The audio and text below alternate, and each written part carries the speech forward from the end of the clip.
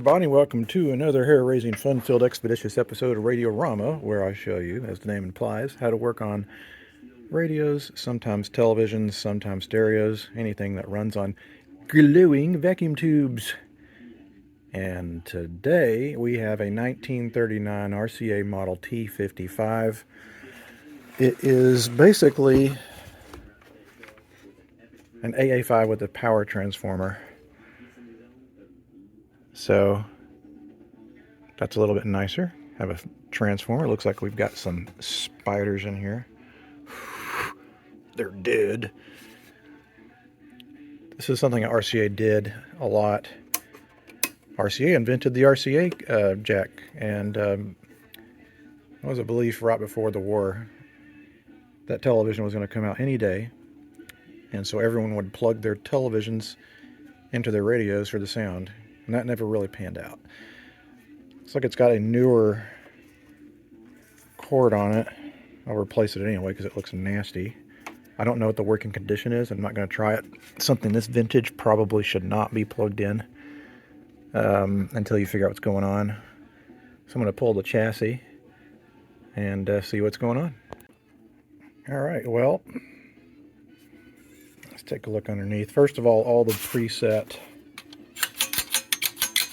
buttony things ain't going to work because the cloth belts that once attached itself to the shaft are snapped. I'm not going to bother with that. Manual tuning still works anyway. And it looks like it is all original underneath, and there's not much going on. We have just a handful of capacitors, really. This one's weird looking. What is this? I think that's an electrolytic. It says 2150. Maybe? I don't know. Probably help if I got out the schematic. 0.1 microfarad. There's the RCA jack. Huh. Roly-poly carcass from who knows when. This is the electrolytic underneath, and we have two values, two 10 microfarad capacitors, so not much to write home about there. I do want to find out what that is, so I think I'm going to do is pull up the schematic for this guy, just to make sure. Unless it's 0.2. Everything is so faded. No, it's totally an electrolytic capacitor. See, you've got positive here and a negative there, so that, never mind. Let's see, what does this say? 0.2 of a microfarad. Alright, no need to get the schematic. I think I can sail on from here. But I'm going to replace the electrolytics. I am concerned about the speaker. The speaker looks to have had some trauma. It's making a rubbing noise. Hopefully that won't be a problem. Alright, so I replaced the electrolytics and a couple of the paper caps. Not much to do here. Let's turn it on and see if it works. Uh-oh. Nothing came on. Crap! Radio's not turning on. Okay, we got filament now, but no pilot light and no reception.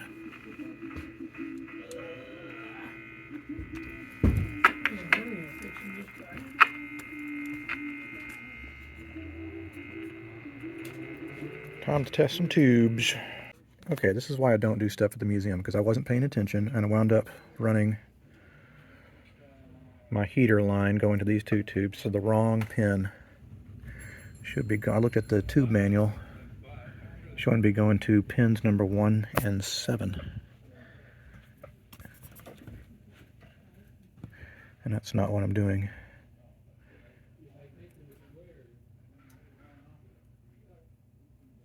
Let's double confirm something here. Correct. There is the heater filament, heater line right there, out the transformer.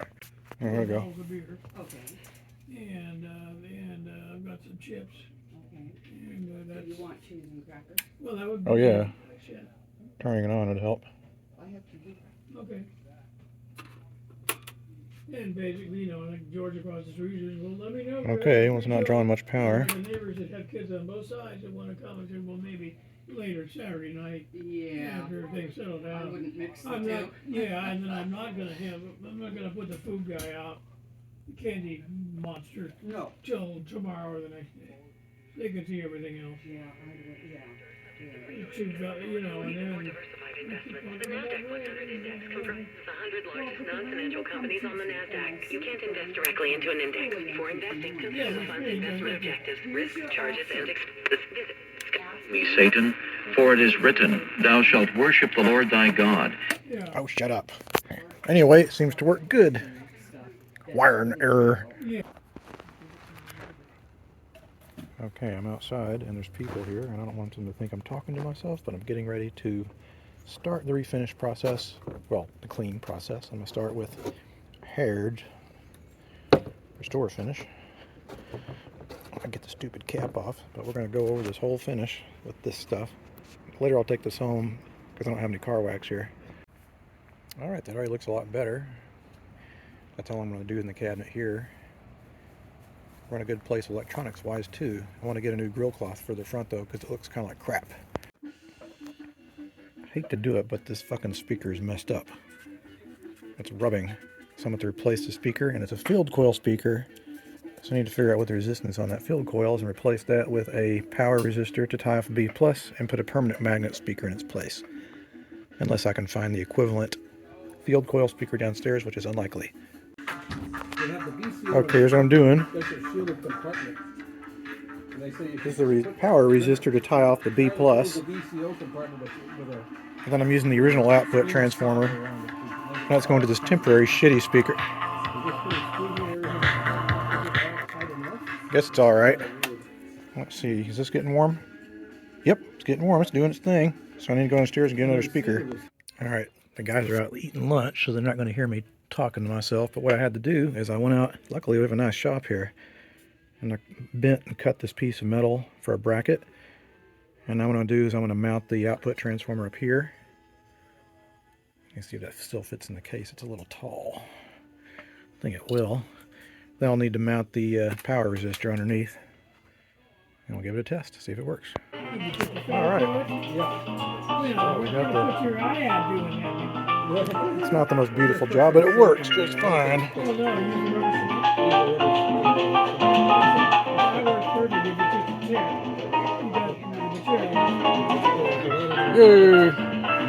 Alright, well, I made it back to my house, and so I don't have to be kind of embarrassed by appearing to be talking to myself at the museum, but I'm really just filming for your pleasure.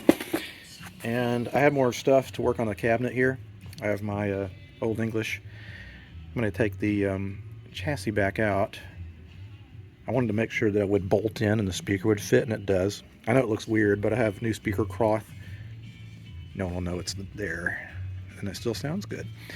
So let's unbolt this chassis and get to work on the cabinet. Well, welcome to day number 2 of working on the RCA, and I think I'm going to entitle this episode the train wreck episode because I got off to such a rough start. Again, I'm sorry for once again starting a project at the museum. It's just so distracting over there, and so that's why you get these haphazard episodes. But last night I soaked this in Old English. The finish is not great, but it's not awful either. So now what I'm going to do is follow up with a little bit of car wax. And just to make sure that I highlight what happened yesterday is, first of all, I did recap the entire set. I initially had an issue where I miswired part of the filament string, so I lost 6-volt filament on these 2 tubes. I corrected that problem. Also, the original speaker, basically the coil was warped, and so it was causing the cone to rub. And so I replaced it with this permanent magnet speaker and used the original output transformer, which is bolted here. You see how nice and tidy and neat that looks. It doesn't look jerry-rigged at all. I bent and cut this piece of steel. Luckily I have a huge vise over there, and then I drilled holes through it to mount the speaker and to mount it to the chassis, and then I put a compensating resistor to make up for the loss of the field coil. 450 ohm resistor, 10 watts, which is overkill. So now what I'm going to do is go over this whole case with carnauba wax. And wouldn't you know, I lost one of the knobs that I had picked out to replace the two that were kind of messed up on the original. But I'll probably find a matching pair. Probably being the operative word. But the other thing I'm going to do too is I went downstairs and I found a piece of grill cloth that'll replace the original rotten grill cloth. That should look a lot better. And then we will put it back together and let it run for hours and hours and make sure nothing's going to break down.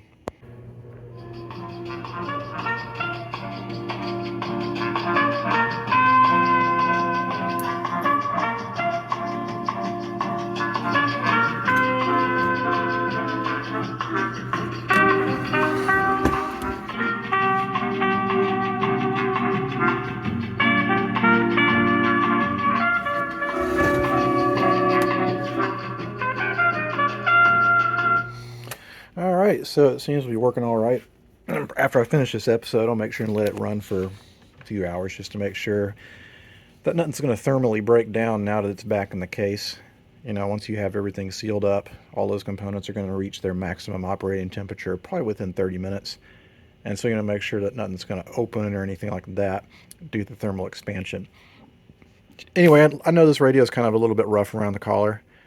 But think about what you would look like if you're 85 years old. So sometimes these things come in and they've been really heavily used and abused over the years, but the fact that any of them survived to this age is pretty remarkable. Think about all the TV sets out there that you buy for like next to nothing, flat screen TVs. You think any of them are going to be around in 85 years?